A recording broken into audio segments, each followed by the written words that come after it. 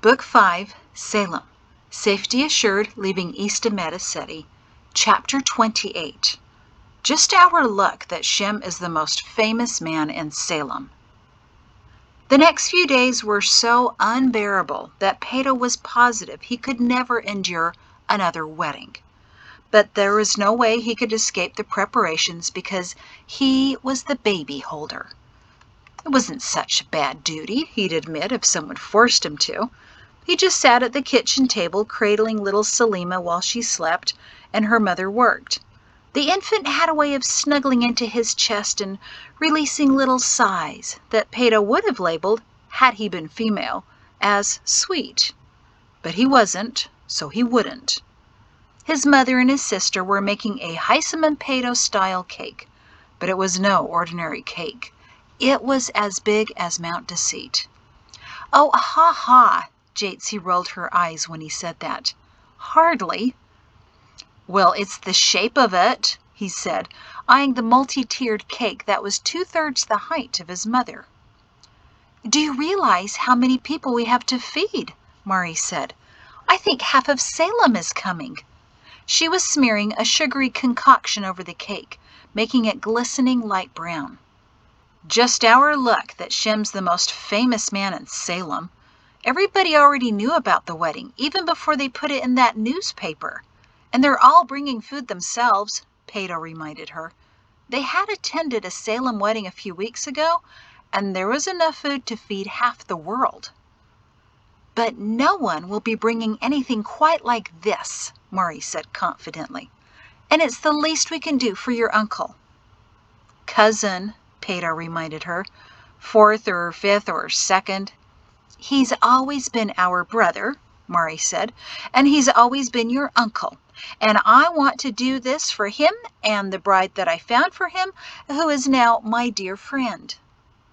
"By force or by fear?" Peto smirked. "Neither," Mari insisted. "She's quite warming up to me.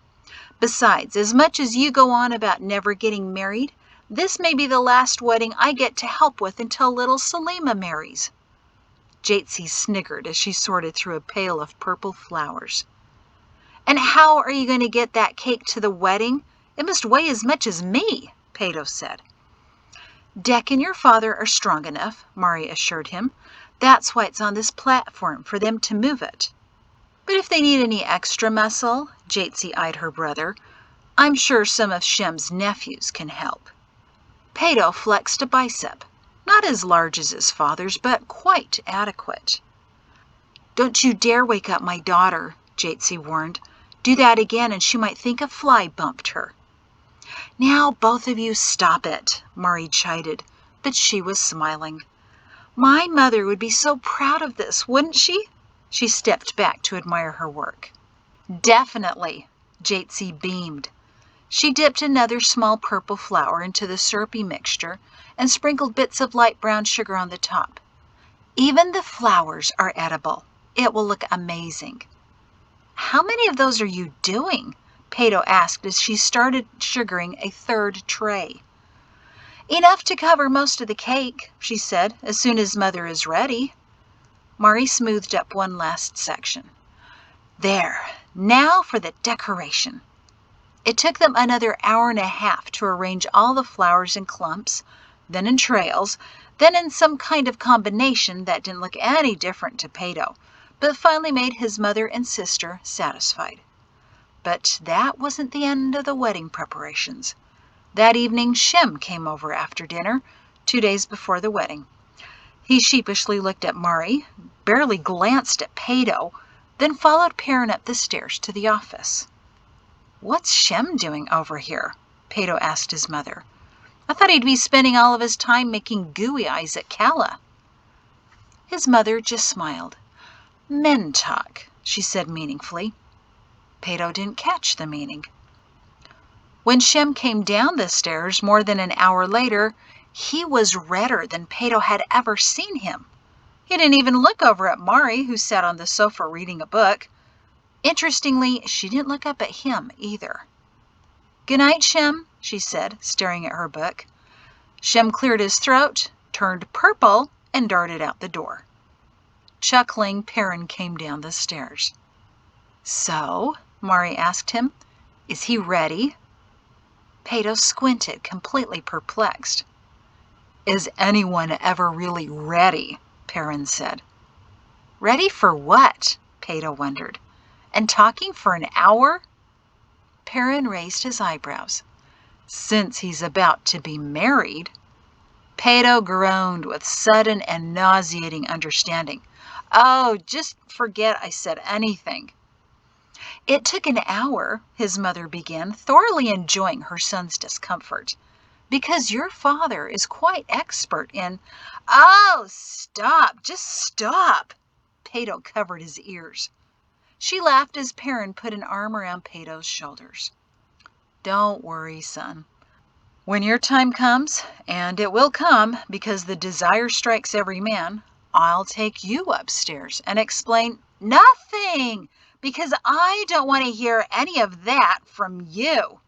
He turned and pointed at his mother, who was making eyes at his father. "Or you." "Oh, there are a few things your mother could share," Perrin started, with a mischievous grin. "It was bad enough when I was 8, Peto shuddered. "Then again when I was 12, I know it all." But Perrin shook his head. "No, what you know are the basics and our attitude about when it's appropriate. But what I'll teach you before you marry is the art of—" "Oh!" Peto covered his ears. "Why would I ever want to hear those details from you?" His mother smiled sweetly. "Would you rather hear them from me?" Peto flinched and shook his head violently. "It's what the Creator intended for husbands and wives," Mari called as he ran up the stairs. "It's really quite beautiful." Peto knew his parents heard the bedroom door slam. That was probably why they burst into laughter downstairs. The wedding was making them so immature. By the 31st day of wedding season, Peto was more than ready to get the wedding over with. He was tired of food being prepared, and not for him, discussions about the wedding, what people might bring, and whatever, who cares. The morning of the wedding, they moved the massive cake in the wagon to the large green common space, which, it was hoped, would accommodate the few thousand people they anticipated coming to watch Salem's most eligible, and probably oldest, bachelor finally marry. Peto watched as people poured in about an hour before the ceremony, bringing food to share and blankets to sit on. Salem's largest picnic with a wedding as entertainment. An odd irritation gripped Peto as the Salemites converged. He couldn't quite define what bothered him. The food offerings were more than satisfactory. But there was something else, almost a compulsion beyond his control, that made him watch more closely the bearers of the dishes rather than the dishes themselves. For some annoying reason, he found himself wondering which of the young women might be single. Why didn't they just put down their food on the makeshift tables and stop smiling at him? But soon enough, Shem Zenas and Calla Trovato turned every head in their direction. Relieved for the distraction, Peto joined his family standing near the front with the rest of the Zenases and Trovatos. Watching the proceedings solidified Peto's attitude that he'd never subject himself to such a public and humiliating spectacle. Shem was practically glowing, probably because he'd spent the morning scrubbing his face until it was red, as he walked with Calla, arm in arm, through the crowd of people which parted for them. "Oh, she looks so pretty," Jatsi breathed to her family. Peto shrugged. It wasn't as if Calla was wearing anything fancy. No one in Salem ever did. It was just the same tunics with trousers or skirts, all neat and plain.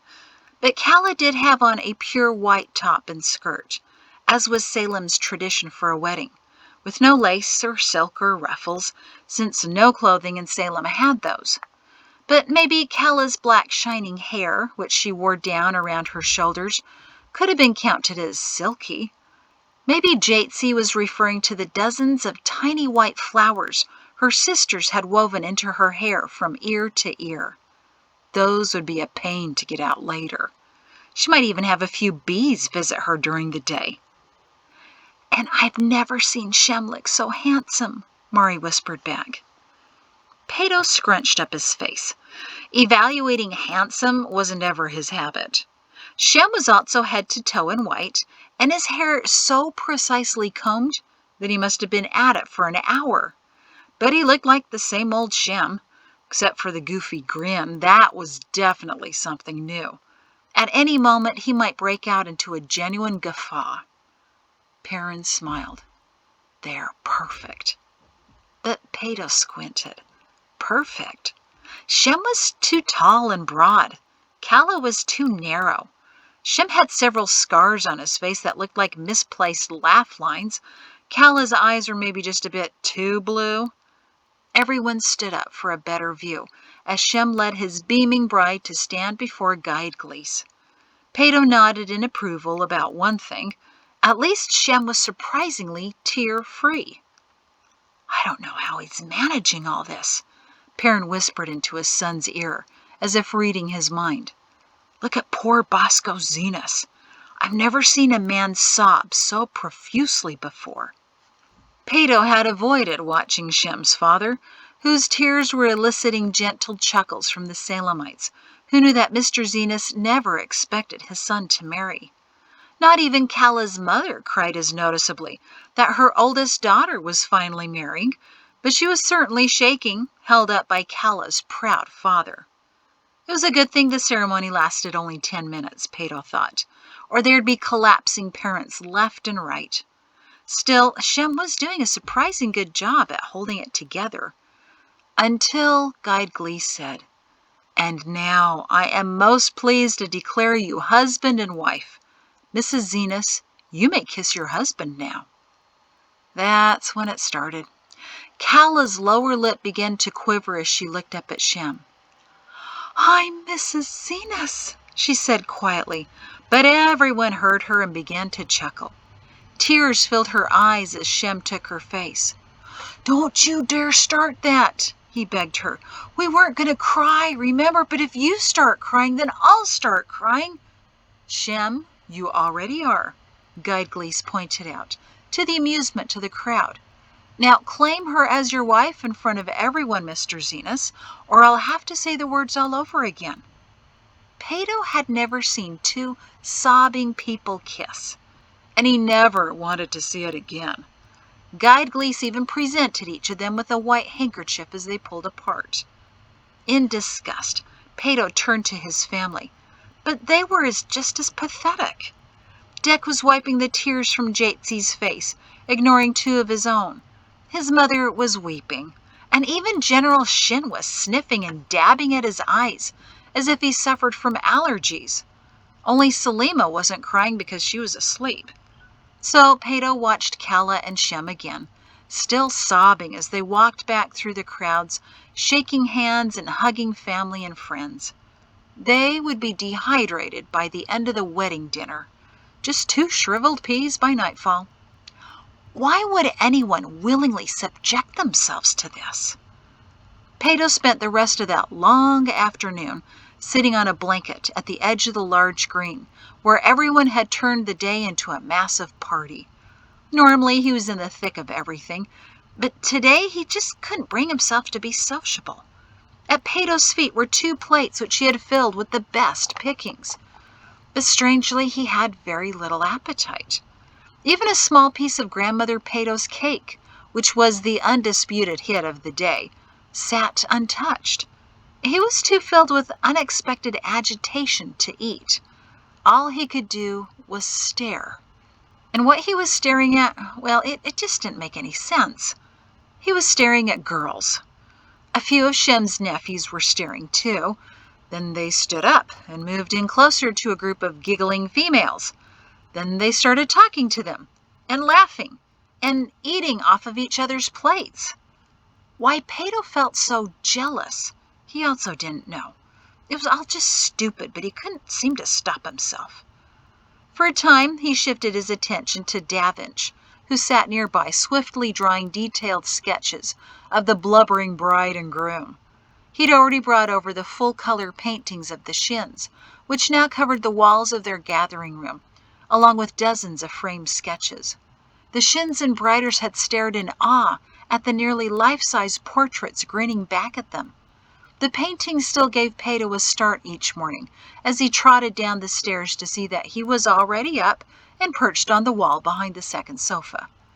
Davinch nodded in acknowledgement to Peto, and Peto's first smile of the day occurred when he imagined Davinch's portrait of Shem and Kala, sobbing forever on their gathering room wall. But suddenly, everything got worse. That was because Davinch now noticed the cluster of Shem's nephews, and that one of them had started talking to a girl Peto knew was Kala's youngest sister. Davinch flipped over a page and began a new sketch. Peto stopped watching Davinch's work and instead focused on the dreadful scene before him. With her dark blonde hair and greenish eyes, Kala's sister didn't look too much like her. She was also much louder and more obvious than her reserved sister, with a lively voice that carried over any conversation near her. Peto felt his chest grow hot whenever he heard it. He'd considered several times that he should go up and talk to her, or to any girl for that matter. It wasn't as if the youngest Travato daughter was the most beautiful girl at the wedding, or the most delicate, as he would put it. She probably could have beaten Jatesy in an arm wrestle, and seemed like the kind of girl who would happily prove she could. She just seemed interesting. She may have even been practical, but Peto had no idea how he could find out. He was far funnier and more handsome, he was modestly sure, than Shem's nephew who stayed by her side. It was just that the pain growing in his chest kept him rooted to the patch of grass. He didn't even know her name. A few days ago, Shem and Kala were over at the Shins for dinner, and Shem was reciting Kala's sisters' names. Peto, stuck there with potato peeling duty, had nothing better to do than listen. So first you, of course, then Ella, Pola, Tula, Hildegardian. That was when Peto snorted so loudly he missed hearing the name of the youngest sister. Not that it mattered. Finally, the wedding day turned into wedding evening, and the Zenas and Travato families helped clean up whatever the leaving Salemites forgot, which took less than 5 minutes since Salemites were naturally tidy creatures.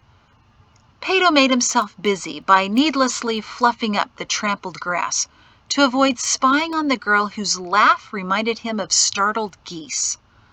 Each time he stole a glance just to see if she noticed, she clearly wasn't watching him. He watched as his father pulled Shem aside shortly before he left with Kala and whispered something to him. Then Shem wiped his eyes and caught his friend in an embrace. Peto scowled as General Shin hastily brushed away tears of his own again. A few minutes later, Shem helped his new bride up into their wagon. They waved to the remaining family and friends who cheered and headed off into the setting sun to begin their new life together. "I can't believe he finally did it," Mari sighed happily. "What a wonderful day." But that wasn't what Peto was thinking, especially when the wagon pulled away and he was afforded a view of Kala's youngest sister, shouting after the newlyweds. It sounded something like, "Remember, Kala, it took you years to catch him. Don't go breaking him on your first night." Mrs. Travato looked aghast at her daughter, but she also seemed puzzled because she wasn't quite sure what her comment meant. "Oh, Lilla, do behave yourself."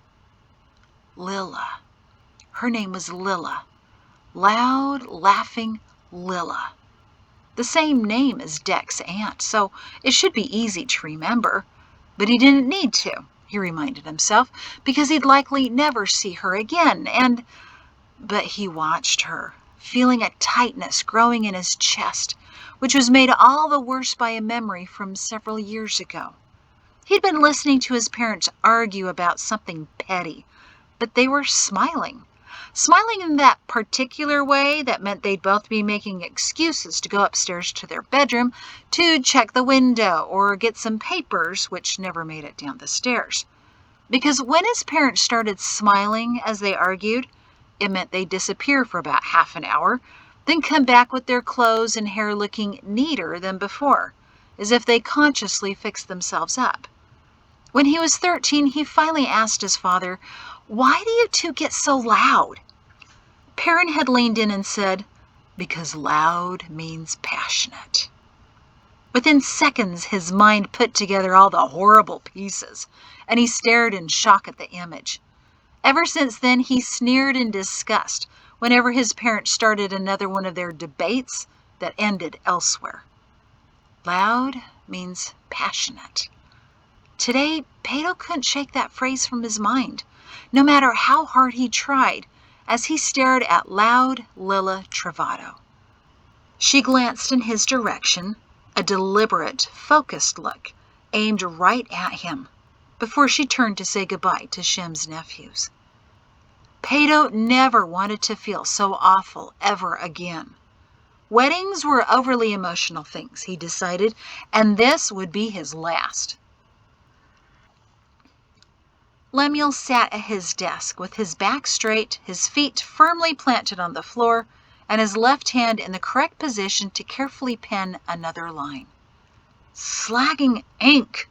No wonder they make everyone write with their right hands. Smears everywhere.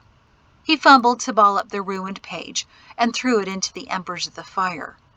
At least his left-armed aim was improving.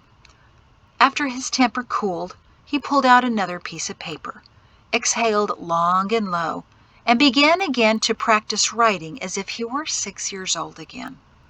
Trying to keep his hand elevated and his arm positioned just so, he slowly scrawled, "I will rescue Jatesy. I will rescue Jatesy." And that's the end of that chapter. Thank you.